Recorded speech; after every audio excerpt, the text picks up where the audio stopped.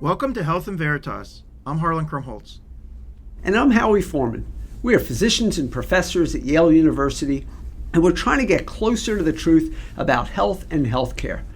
Usually we start off by talking with each other about healthcare topics of interest, but since our special guest is a Renaissance man of sorts in this regard, we thought we would cede this space to him. And while the segment turns out to be longer than usual, it certainly is worth it. I'm excited to introduce Dr. Ezekiel Emanuel. Dr. Zeke Emanuel is a highly accomplished oncologist, bioethicist, policymaker, and author. Jointly appointed by the UPenn School of Medicine and Wharton School, Dr. Emanuel is the Vice Provost for Global Initiatives, the Diane and Robert Levy University Professor, and Chair of the Department of Medical Ethics and Health Policy at UPenn. He is also a senior fellow at the Center for American Progress and was one of 16 members of Joe Biden's COVID-19 Advisory Board. Previously, Dr. Emanuel served as chair. All right, let's get to the facts. Previously, Dr. Emanuel served as chair of the Department of Bioethics at the National Institutes of Health and special advisor to the Office of Management and Budget in the Obama White House, playing a leading role in passing the ACA or Obamacare. Drawing on his breadth of health expertise, Dr. Emanuel has published over 300 articles, authored or edited 15 books, and contributed op-eds to the New York Times, the Atlantic, and the Washington Post. I could go on with how much his work in healthcare finance, biomedical ethics, and global health has influenced our lives in positive ways, but I will start off by thanking you for joining us and asking you what non-COVID healthcare issue is top of mind for you these days? Non-COVID, but a healthcare issue. Whether there's anything we can do to actually fix the system. Every time we try to fix the system, either we slip back or we end up doing something. I mean, look, the Affordable Care Act has had big impact. 25 to 30 million people with insurance. Healthcare spending as a percent of GDP has been flat for a decade. Only went up because of the need to spend on COVID. Those are pretty impressive results, but the system is still crappy. You know, when someone gets sick, they have to call to make sure that everything's smoothed out. There's still a lot of junk in the system that we don't seem to be able to eliminate, whether it's, administrative waste, unnecessary care, low value, inefficiently delivered care. It's like, it frustrates you, so that frustrates me a lot. On the other hand, a lot of positive things that you would think we should be investigating, we tend to go slowly. So, and that frustrates me that we can't seem to make progress on, I don't know whether they're true or not, like probiotics is a good example. We now know that for treating C. diff, putting bacteria back is probably going to be good. Well, what about inflammatory bowel disease? What about a lot of these, is gluten sensitivity? We should be doing these trials and we should be pushing them out very rapidly. But it's taken for, who knows, forever. Let me ask you, one area that Harlan and I talked about early on in the podcast was whether there was going to be a prescription drug bill passed by Congress. And there's enormously strong bipartisan support. So if you wanted to think about something that should be easier to pass, even if it was just insulin copays, for instance, you would think it would be that. Is that possible, or is that just pie in the sky to believe that could happen? No, it should happen. And everything we know about Washington tells you it should happen. For one thing, 90+% of the American public is supportive of drug price regulation. Both sides. This is a bipartisan issue. This isn't a polarization issue. When you have the support that high, now, no doubt, when you get to specifics, it'll go down. But it shouldn't go down to 50%. And that's the kind of thing that gets passed. And the fact that we can't pass it, speaks to the power and the savvy of the pharma lobby in producing opposition. And it also speaks to the fact that in a polarized country, 1 or 2 votes in the Senate can make all the difference. It's right. I mean, Krista Sinema is sitting there. No one can figure out why she is opposed, but she's opposed. And, I wish in this case, a little campaign finance grease would help, but It's really it's very bizarre. Yeah, I think first of all, I just want to say thanks for joining us. And people may not know in that introduction, one of the things you are is like an amazing friend. And you and I have known each other for a long time, but I think everyone Well, thank you.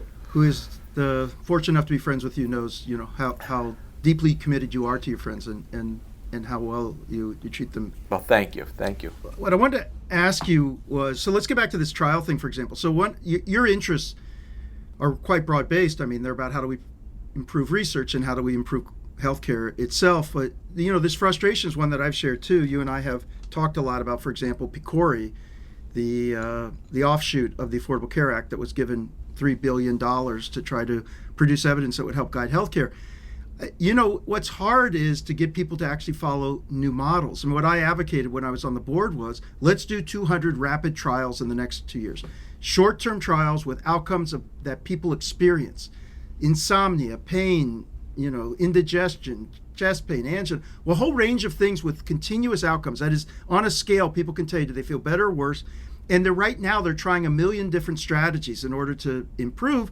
And we can just drive that forward. We can be a pipeline to produce high quality evidence. And there was just a resistance because the organization, I would say, was risk averse. They wanted to make sure that they were going to be refunded. They tacked towards looking like AHRQ and NIH. And then they had adopted a lot of those same propensities about the way that they approach research.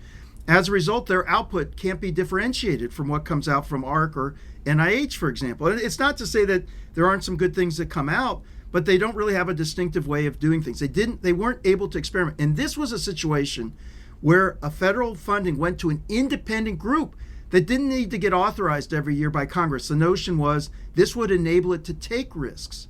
And even in that situation, we were unable to really crack the case on this. Now, meanwhile, fast forward to today. I mean, PCORI continues to go. They were successful in getting more money, and they now look like AHRQ and NIH. But now we've got ARPA, which is Joe Biden's pet project to say, I'm going to try to do science a different way. Only $1 billion, by the way. I mean, that's not nothing, but it's small potatoes with regard to really making a big impact. And it's couched within NIH, and they say it's going to report to the secretary. So it's got a little bit of independence. What's your view on whether this has any prospect of truly being a difference maker? And what should they have done with ARPA to really ensure that if they want to try something new, it can work? First, having been a key architect of PCORI in the bill and extremely frustrated by it, and as you know, I've written several critiques of it and critiques of the exact projects it has taken on and not taken on, and I concur totally with you that it has been more of a disappointment, and it just hasn't done, I mean, to the extent that it's done anything, it's emphasized the patient-centered. It hasn't emphasized actually solving or getting data, you might not solve, but getting data rapidly on things people do care about and that influences their lives on a day-to-day basis, like pain and insomnia, as you point out. I think everything at ARPA-H depends upon the culture. Remember, it's not supposed to do research in the usual sense. It's supposed to be more like a venture capital making bets on projects or companies that's supposed to develop novel, whether it's diagnostics or therapies. And so the culture has to be very different from the NIH. The NIH is peer-reviewed. It's become extremely risk-averse. Getting the first R01 is now over 44 years old, so you're getting people already past their most productive moments, or innovative, I wouldn't say productive, creative moments, all the data.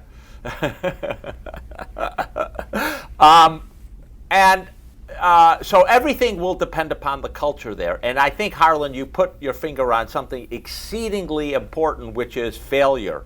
So if you're in the venture world, which I've been, I would say, fortunate enough to be in for the last 5 years, I've learned a lot. And one of the things you learn is no one wants to fail, but you also have a high tolerance for failure. Otherwise, you're not taking enough risk. And this combination of, if you're going to take risk, you have to be willing to fail. you like to back smart people who lower their chance of failure, but even smart people fail. And that's not something that the government is very hospitable to.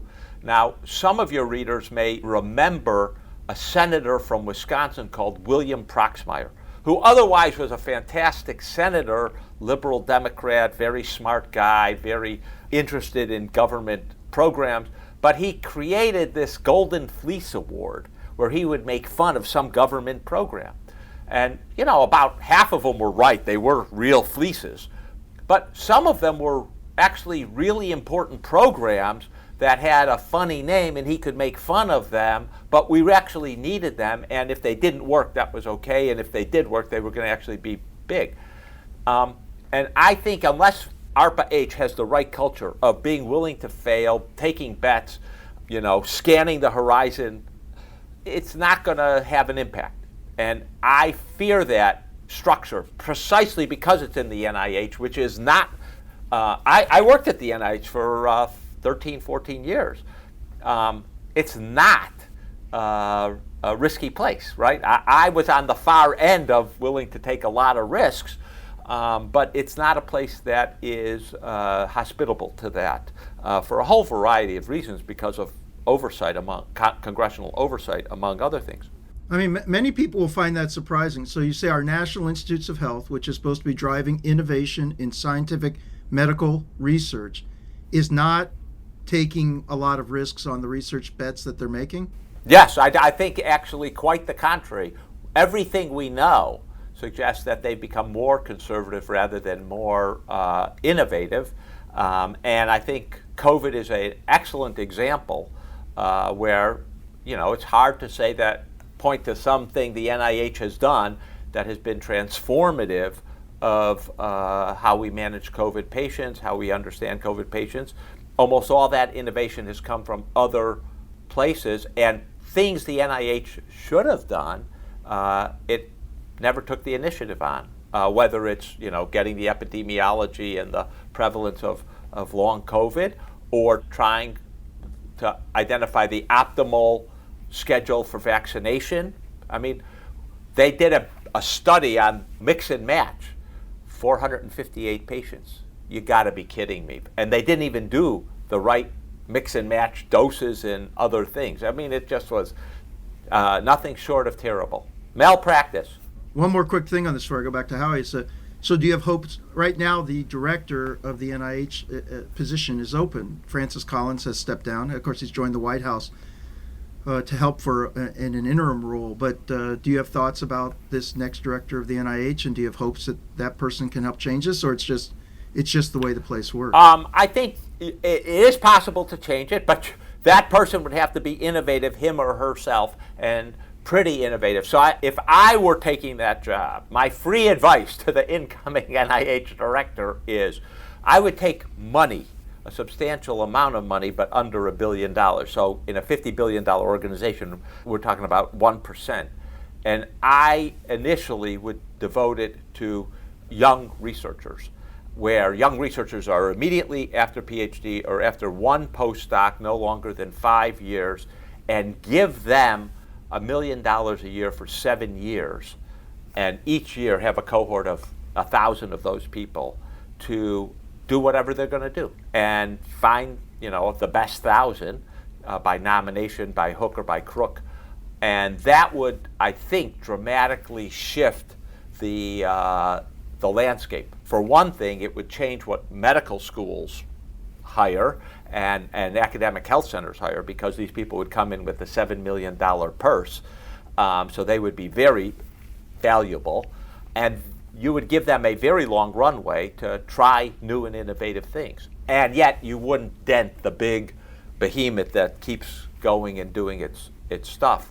And I think that would breathe new life into the institution. So speaking of free advice, you recently led a large group of individuals, including Harlan and me, on trying to come up with a COVID roadmap that would inform the government and really also the private sector on what the next steps are and what we need to do to be prepared for continued indemnicity for future pandemics and other respiratory illnesses. How do you feel like that's been received to date, considering that we're still quibbling over trying to get a $10 billion bill passed? And what do you think the hopes are for government doing the right thing in a situation like this? Well, first of all, to the extent that government was our main target, I think the reception has been remarkable. Prior to the release of our document, we spent many hours with senior government officials giving them briefings and advice on how they should be thinking about things. Second, we have had continued, after they released their strategic plan and we released our roadmap, we've had continued interaction with various government agencies, whether it's about communication, indoor ventilation, long COVID, shaping government policy extensively. So from the policy roadmap, strategic plan aspect, it's been very influential, and I think it's also helped shape, if I might be so bold, how the public looks at it, filtered through the media and the reporters who've been covering COVID.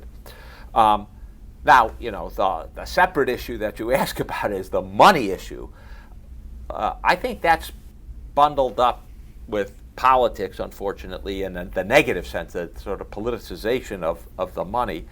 But more importantly, I think it's also bundled up. I think we've just learned something at this very moment, which is how long can people dramatically change their lives before they scream uncle and have had enough of it? And I think we have our answer. It's exactly 2 years. I don't think it's just the United States that you're seeing this.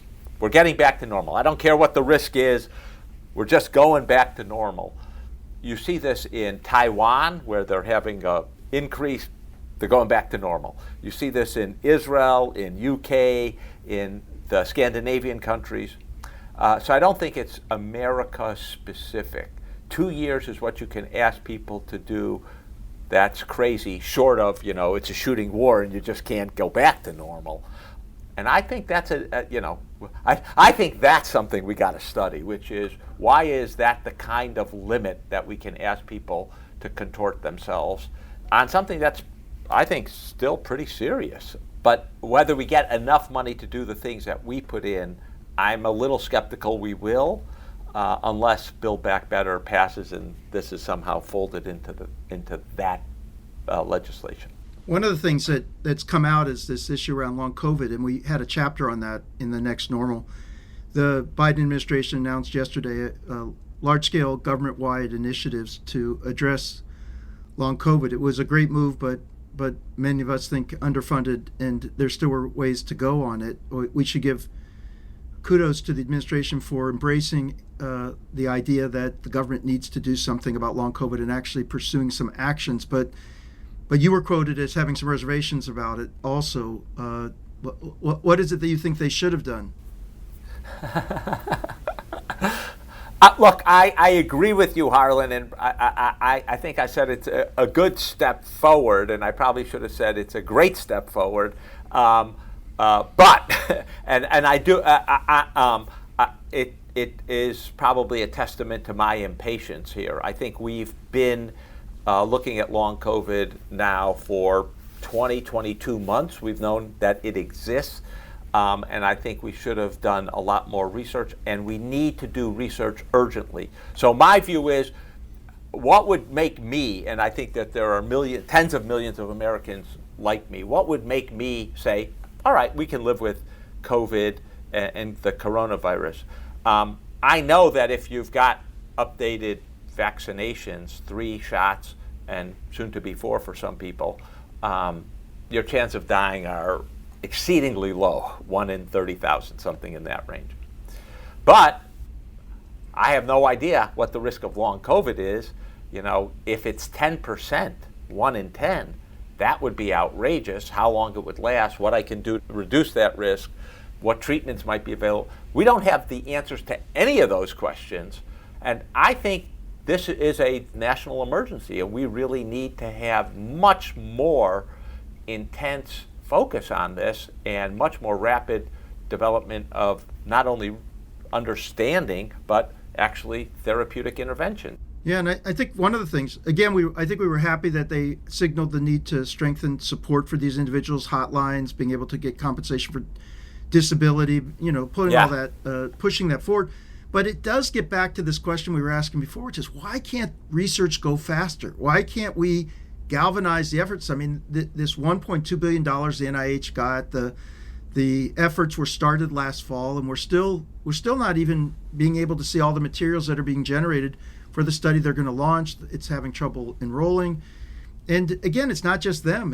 In this country, we got to crack this, where we can figure out how to be more efficient and more agile with regard to knowledge generation. Again, back to Picori, it was like, who's going to do the experiments about like how research could be done better, faster, cheaper? One of my views is if we can do it in partnership with patients, if we really like galvanize their interest and enthusiasm, they've got the most at stake of anyone. Yeah, and this is a case, I absolutely agree with you. This is a case where people are desperate.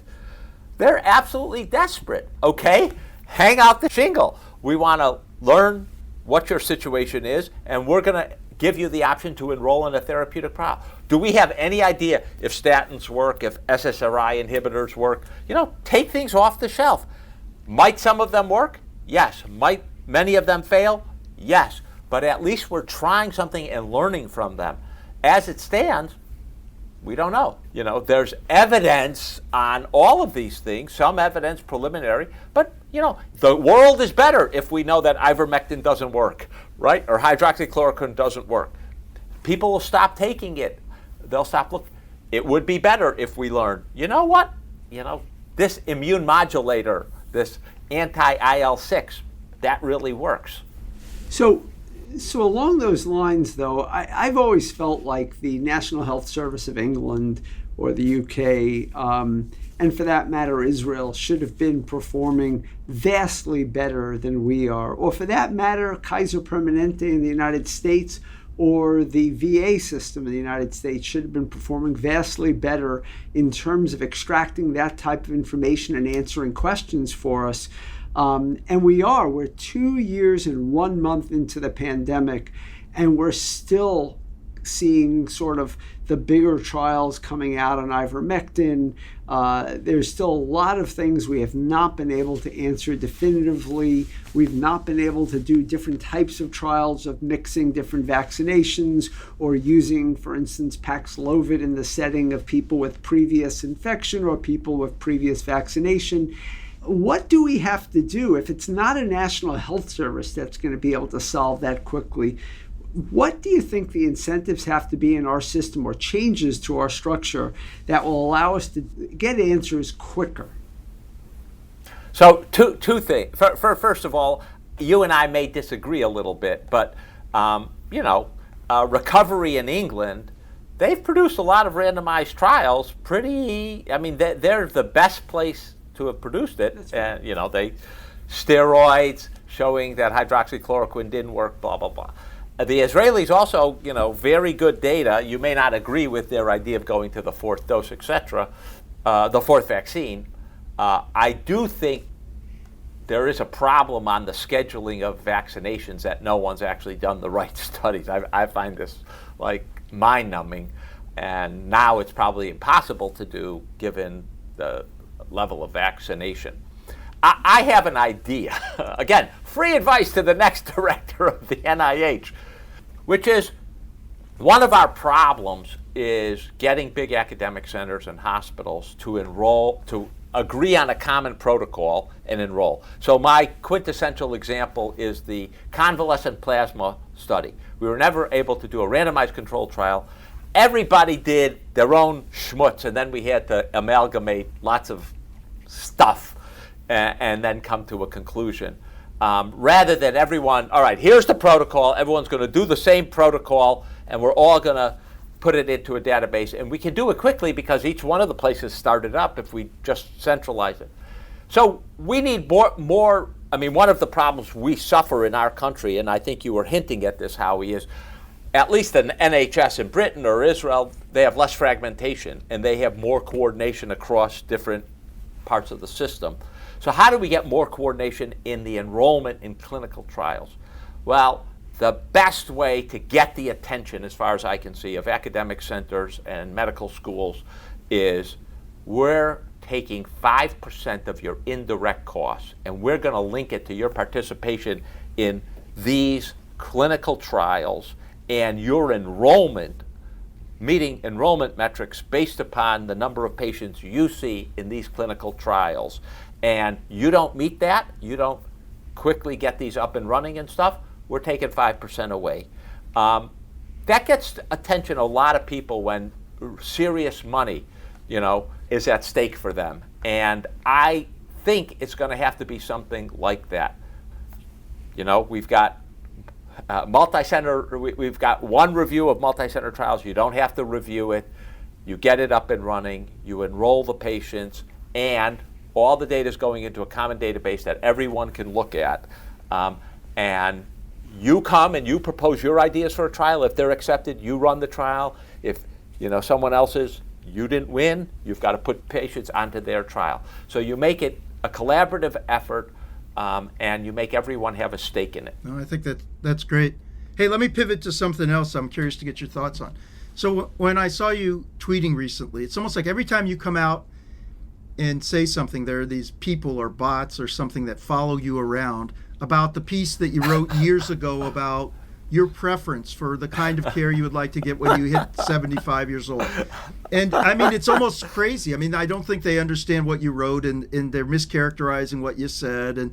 But it's sort of like, I don't know, you've got this following. But maybe you could explain to people what you wrote, and then are you still getting flack for it? Because I thought it was a very important piece and very thought-provoking. But go ahead. Maybe you can just explain what you did. So first of all, I should, I view part of my role in life is to be provocative and to make people think. That's part of the reason I'm a professor and I love to teach is, and I tell my students at the start of every semester, I don't want you doing any social media about that because I'm going to ask some really off-the-wall questions because I want you to think.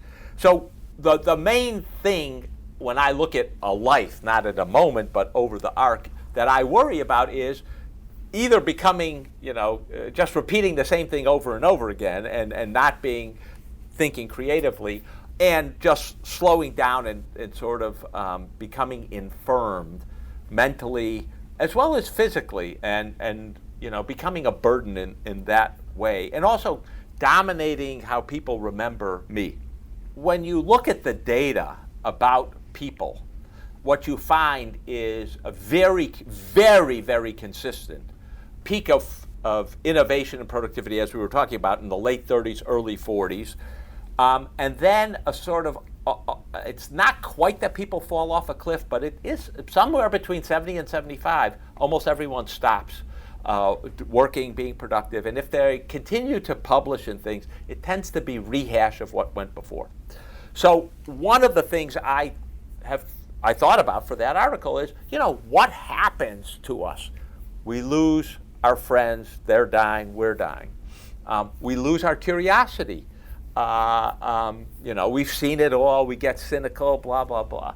And I think that there's a whole series of things that set in at 70, 75, and the data confirm it. If you just look at productivity, you look at how sharp faculty are. I think Yale Med School did a study about, people after 70 not being as keen.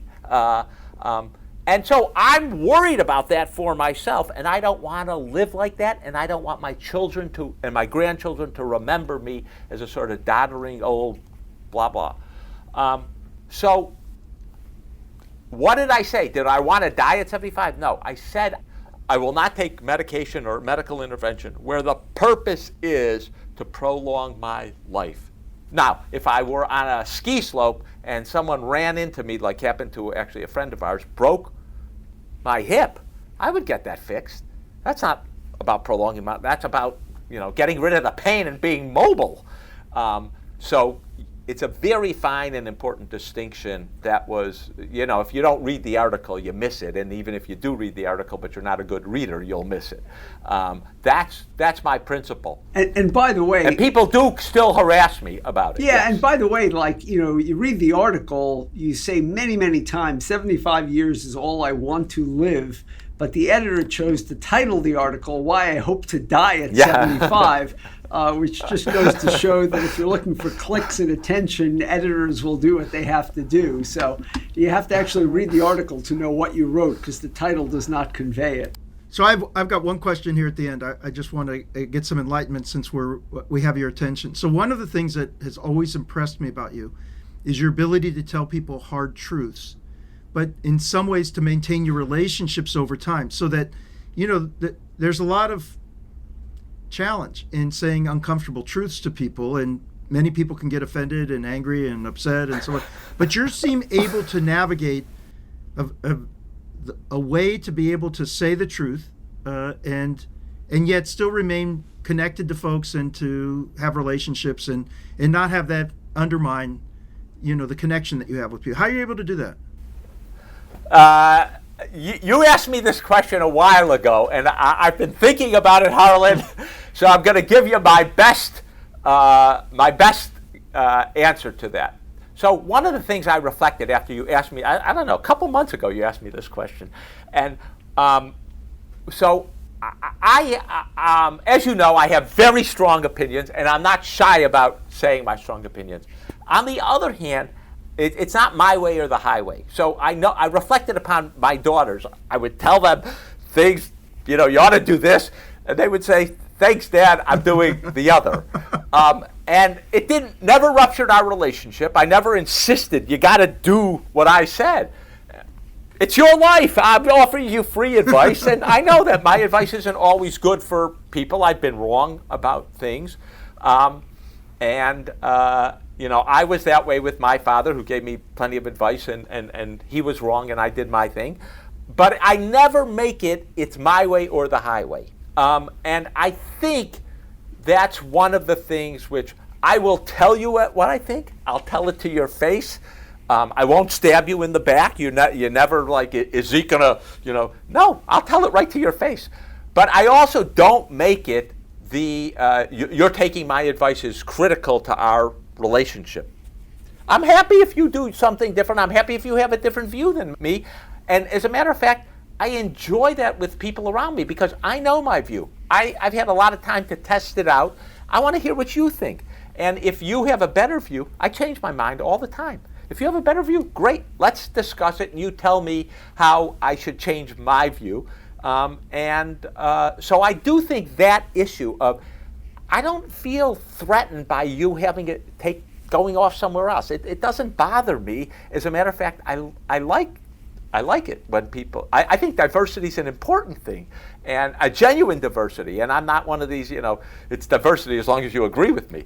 I like that. Now there is something I don't like, and it will end my relationship with someone. And one is telling me something and doing the opposite and concealing it from me, and the other is just stabbing me in the back with a smile on your face. Yeah, just punch me in the chest. I can take that. Stabbing me in the back where I have to figure out what, it's like, just be a man about it, or I guess that's no longer an acceptable phrase. But just tell me what you think and why you are doing this. I can take it. As I like to say to people, I have two brothers. There is nothing anyone has ever said in my life that my brothers haven't said to me, and worse. Disagreeing is not the problem. Just tell me what you think. Well, and I think it's just that you say, I'll tell you what I think to your face, and you tell me what you say to your face. You're not going to be surprised I said something different to someone behind your back. I think that makes a big difference. It does. Harlan and I usually like to wrap up talking about what inspires us or keeps us up at night in non-healthcare news. And between the war in Ukraine, the dysfunction in Congress, climate change, and Will Smith's slap heard round the world, there's a lot to choose from. But wondering if there is something that is either inspiring you or worrying you in particular right now that our listeners might not be focused on. I think the moment is alternating between depressing and optimistic. So I'm in general an optimistic person. I do think the threat to democracy is, and again, this is not domestic, it's worldwide. And so I think we need to think about it in a way that we haven't, that is larger than America, than the United States. And I do think that is a serious, serious problem. Democracy is inherently defective, as we've seen in many, many places like Hungary just most recently, where you can honestly elect someone who can then corrupt the system, corrupt the judiciary, corrupt the administrative agencies, corrupt the media. And I think it's a fragile thing. Now, why do we get infatuated with these autocrats, I think is also, and I think we're at a moment where everyone is anxious about the future. Part of that anxiety is a sort of existential threat from climate change. I'm actually not a climate pessimist. I'm a climate optimist because I do think there's a technological, we have all the technologies we need. Maybe we need a little more for carbon sequestration. It's a deployment problem. And that goes back to something we said at the start about the healthcare system, which is it's hard in the modern world to do things. And that, I think, is what has people really anxious and depressed. We've got solutions here, right? Between renewable energy, electric cars, fixing our farming system. We have most of the solutions right here. And yet we can't seem to deploy them. And the sacrifice needed, we don't seem to be willing to take on. And this keeps me up at night to figure out, why is this moment, 2020, different from, say, the 1950s, when it seemed possible, want to create a highway system. I don't know whether it's a good or bad thing, but we created a highway system. We created a space endeavor. We don't seem to be able to do that the same way. And I do think that actually is a serious source of the anxiety that people are feeling, and feeling like we're trapped. And that leads, I think, to, these autocrats who are appealed, the strong man, they're going to change things. Now, Putin's doing a good job of trying to undermine that image, but I do think the threat to democracy and this pervasive social anxiety it keeps me up at night, and I don't know that I have a solution. Well, certainly, all of us are children of immigrants, and we are a nation of mostly immigrants, and it is ironic that the immigration issue ends up being such a divisive one, given that central theme.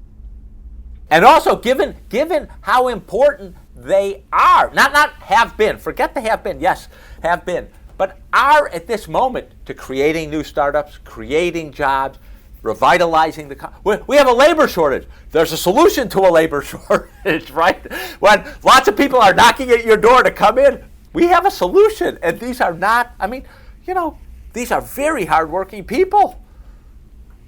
It's crazy. Well, look, I just want to thank you, Zeke. You have, as Harlan said, Harlan's known you for longer because you were in med school with Harlan, but I've been fortunate to know you for 20 years now. You have been an amazing friend. You're a great person to work with, and in sincerity, you are an absolute leader. No, you're a real leader. You actually lead, by intention, and as our friend Vivek Murthy says, you lead with love. And you're a smart guy. Now it's getting really sentimental here. I would say, Howie, one of the great things I do have actually are friends like you and Harlan, who are great, brilliant. And one of the things I've learned about leadership is it's dead easy. Hire people who are fantastically smart, get out of the way, and when they have good ideas, champion them. But I've been department chair, I've run administrative programs, and the easy to do. And the best thing is just hire really smart people. And it's fun. A, it's fun, and B, it becomes enormously successful. Thank you. Great. Thanks so much. Really. Great. Super. This has been a pleasure. All right. Talk to you soon. All right. Take care. Howie, that was amazing. We really enjoyed talking with Zeke, but we've taken more time than usual. So So let's just go to the end and thank everyone for listening. You've been listening to Health in Veritas with Harlan Krumholtz and Howie Foreman. So how did we do? To give us your feedback or to keep the conversation going, you can find us on Twitter. I'm at HMKYALE. That's HMK Yale. And I'm at the Howie. That's at THEHOWIE. Health in Veritas is produced with the Yale School of Management. Thanks to our researcher, Sherry Wang, and to our producer, Miranda Schaefer. Talk to you soon, Howie. Thanks very much, Harlan. Talk to you soon.